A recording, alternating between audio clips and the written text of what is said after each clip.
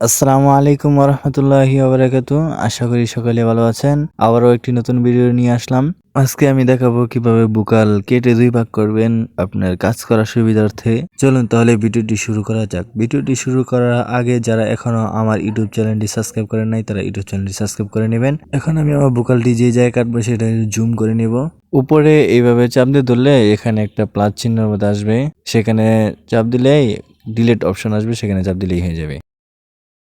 আবার আমরা যদি বুকালে বাড়তি অংশটুকু ডিলিট করতে চাই তাহলে সেটা কিভাবে করব, সেটা বুকালের উপরে চাপ দিয়ে ধরে রাখবো, তারপর ডিলিট অপশন আসবে, সেখানে চাপ দিলে ডিলিট হয়ে যাবে।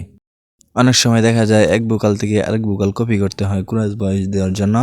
সেটা যেভাবে করি আমি, সেটা এখানে চাপ দিয়ে ধরি, তারপরে কপি অপশন আছে সেখানে চাপ দিলেই এটা কপি হয়ে যায়।